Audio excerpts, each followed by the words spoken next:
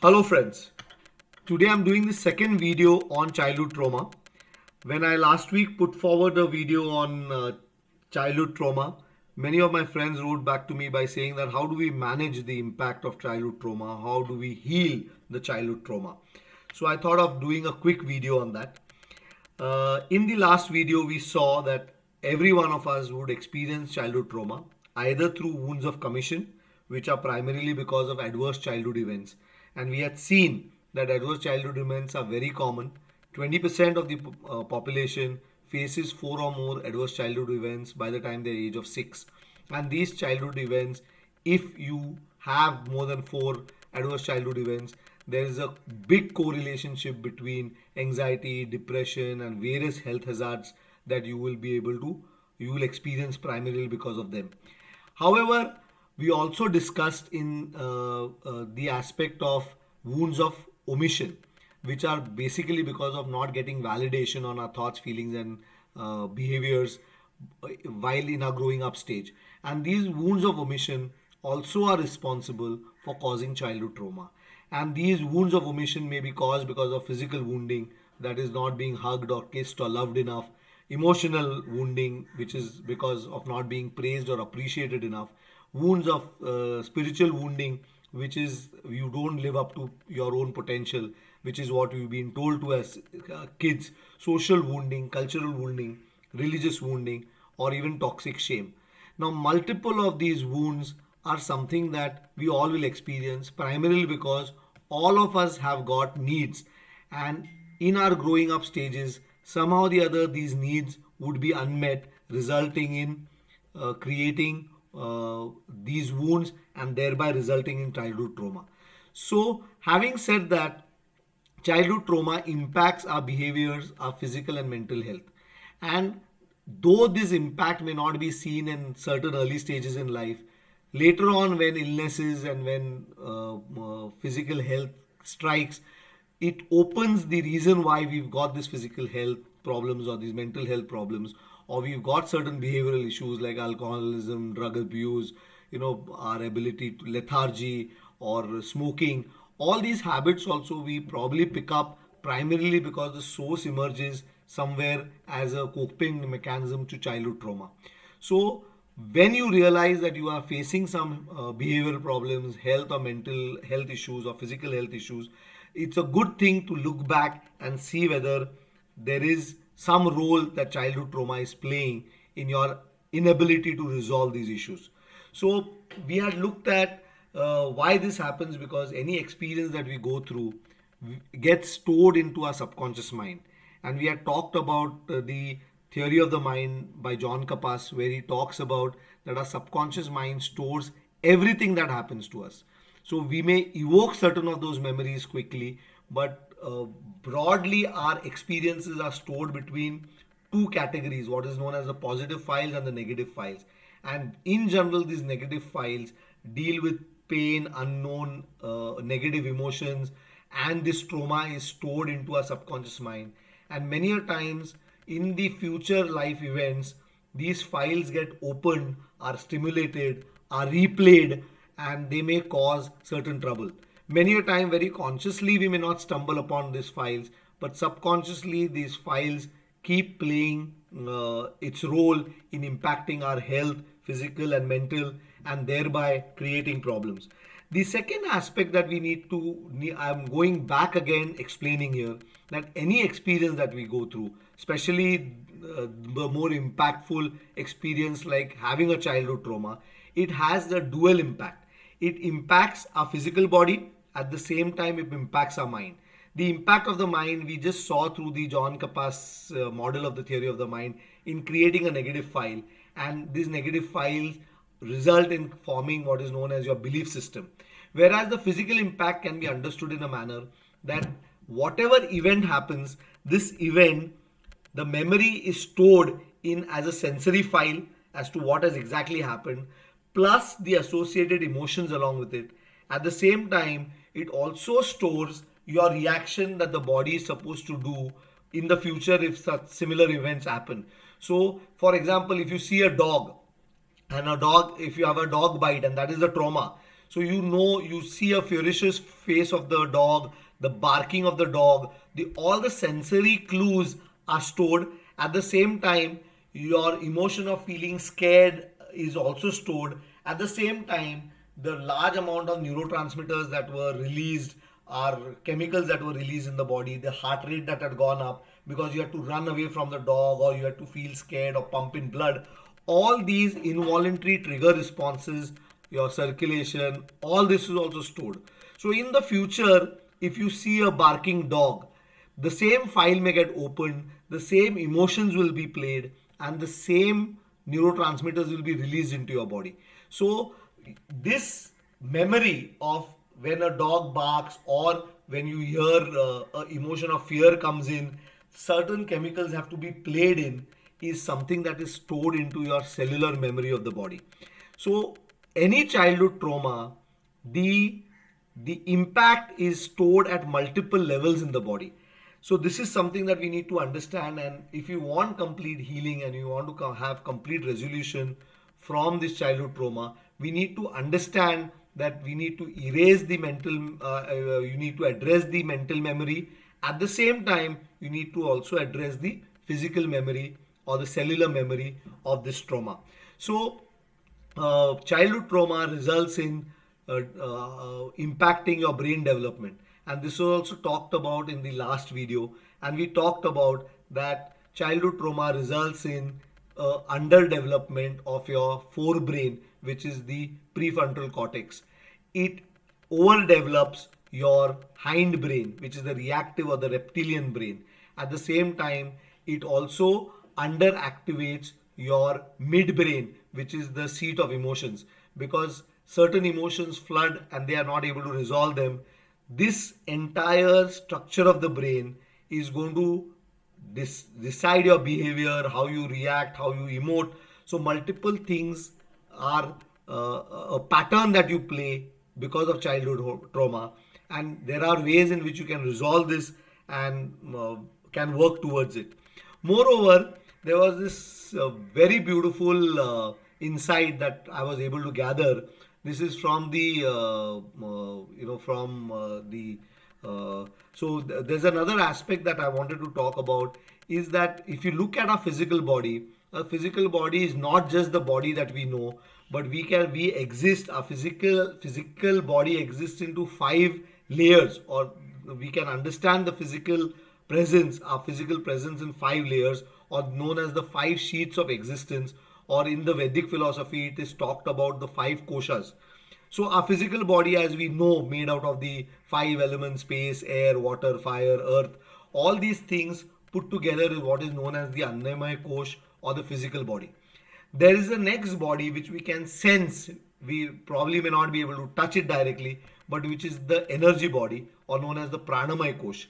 And there are certain memories stored in this Annamaya Kosh, or the Pranamaya Kosh also.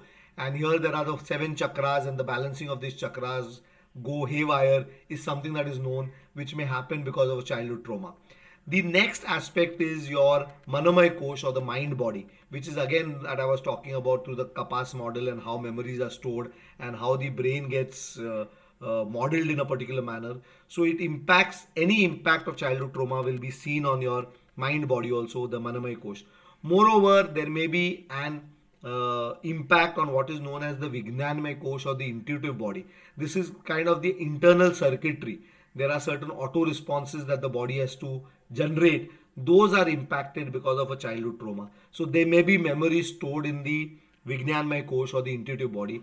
At the same time, there is an impact on what is known as the Anandmay Kosh, or state of bliss. So this state of bliss is something that keeps us going and generates it. But because of a childhood trauma, this state of bliss gets covered, or gets, we are not able to probably enjoy this power of existence within us. So we need to heal this childhood trauma to come out of this. So I would really suggest people to read up on this and try and find out. These 5 levels of existence is the place where any impact of any trauma is stored and keeps impacting us for many years to come, or keeps playing or creating havoc in our lives. So one small model that I wanted to talk about, that somewhere how you can relate that which part of your existence is impacted. If you are in a state of bliss, it's perfectly fine.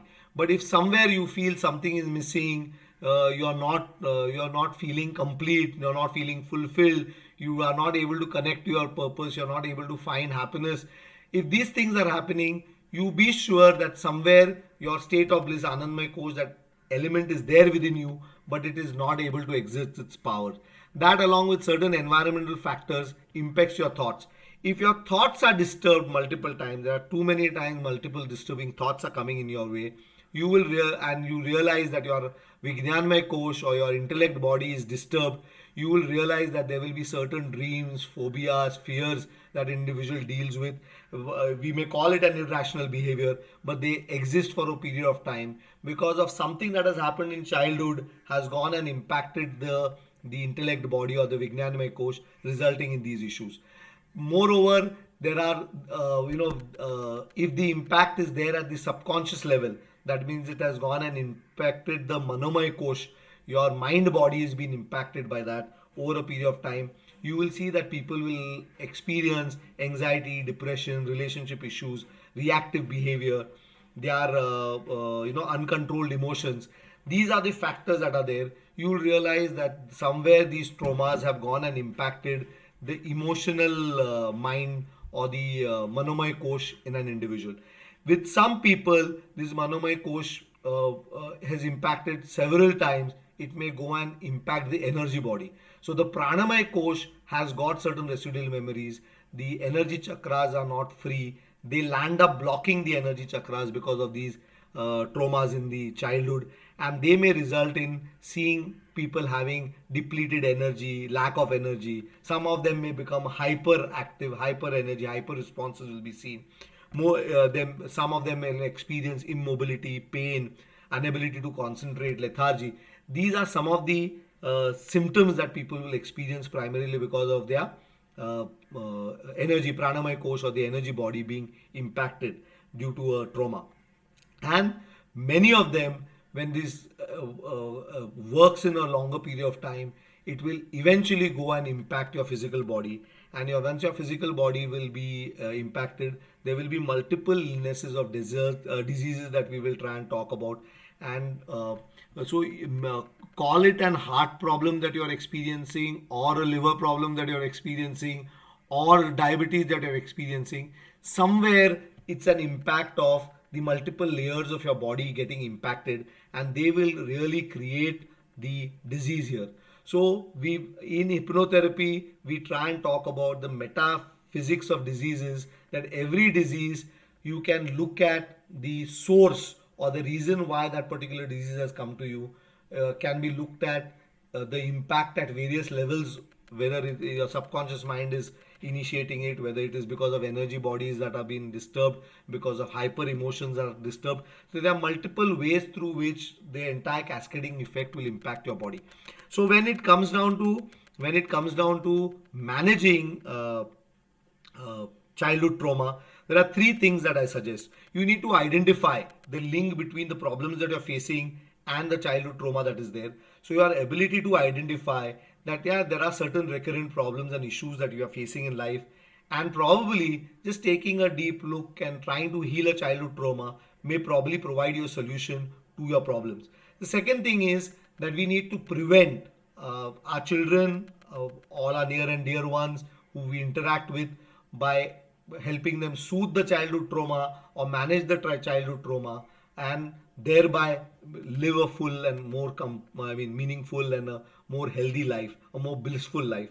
At the same time, people who are experiencing certain problems, once we have identified and they are facing certain problems, we need to go around and provide holistic healing and ensure that these problems do not recur, they do not repeat themselves back again, and provide complete healing by addressing the issues of childhood trauma, and thereby helping people live a more complete and happy life. So let's look at, what do I mean by identify? How do we identify? Now, impact of childhood trauma can impact multiple places. Look at where it is impacting you. So that's one thing to see. Do you face any physical health problems? Do you face emotional problems? Do you have relationship problems? Do you have problems with cognition? Do you have problems with mental health? Do you have problems in behavior? So if there is something that is recurrently coming up as something that where you're not compliant or you're not happy about it, maybe you're repeating these patterns repeatedly because there's a childhood trauma that has happened and you are modeled in a particular way. So your ability to identify where it is coming in from, why you are not able to have a complete, meaningful, happy, healthy life is something that is it coming from modeling is something that you need to look at. The second aspect is revisit your values, beliefs, attitudes, and behaviors, because if there are certain things out of your habits, out of your values, out of your beliefs, you're blocking it. You need to really revisit, and there's some work can be done on this aspect also. Moreover, I am again coming back to this Erickson psychosocial theory. So, in your stages of development, when needs are not met, certain behaviors are displayed. So, for a simple example, are you an introvert or an extrovert? Why are you? Do you use more of your logical brain, that is your right brain thinking, left brain thinking? Now, there are many tools, many what to say, instruments available by which you can try and look at your personality. And when you see in your personality some of these negative dimensions are there more. I'm not saying right brain or left brain is negative or positive, but there are certain things that there are people who operate out of trust and there are people who operate out of mistrust. By and large, how do you see that you operate yourself? Do you operate out of trust or do you operate out of mistrust? If you are operating out of trust, it's good. That means at that stage of development, your needs were met. But if you're constantly a mistrusting individual, then there are certain needs that are not established and that will have an impact. Similarly, there is between autonomy and shame and guilt. So, do you feel guilty and shameful many a times about what you do? Then there's probably some need that is not met, and therefore, through the wounds of omission, you have a trauma, and that is reflecting in your personality. Do you take initiative or do you operate out of guilt? So, if there is a lot of initiative, certain needs have been met. If you feel guilty very often, if guilt is the predominant emotion that is coming up, then there is an issue that is there. Inferiority and industry, you need to look at that. You need to look at identity and role confusion, intimacy and isolation. So there are a couple of generativity, you are generative or you are feeling stagnated in life. So multiple of these aspects are impacts of some childhood trauma and certain developmental needs and stages not being fulfilled, and you can very easily heal through various modalities and looking at it. So look back at certain personality traits, use certain tools, the simple tools like an adverse childhood experience test. If you got 4 or more on this 10-point scale, you will sure have certain childhood trauma and would have impacted certain personality and behaviors, and you need to go looking at addressing it and resolving these issues. Moreover, prevention is a very classical step in terms of dealing with childhood trauma. We need to ensure that we prevent causing childhood trauma to our near and dear ones. When you are dealing with our children, ensure that you don't create these wounds of omission with your children. So give a lot of love, operate a lot of love with our children, give them unconditional love if possible. I think these things go a long way in helping people build two things. It helps people build their ability to be resilient and their ability to have empathy. So if these two things are built inside in our children, you will be able to help them deal with the childhood trauma. Everyone is going to get childhood trauma, but their ability to deal and manage childhood trauma will become much better. So we need to look at resilience and we look at empathy in order to do that. Moreover, there are various techniques and various processes that can be defined through which we build resilience. So resilience is a good way to cope and manage or look at the impact of childhood trauma.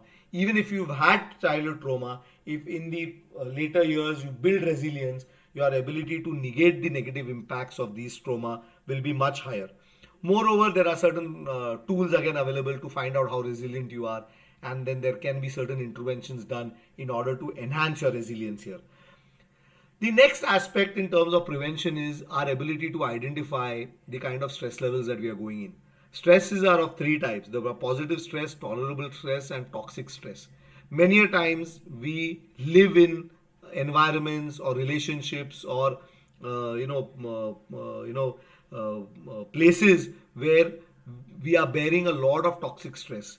We take in a lot of this toxic stress over a period of time. This toxic stress will reinforce certain childhood traumas, will be opened up, and constantly will go and impact multiple levels of your existence and eventually give you disease and problems.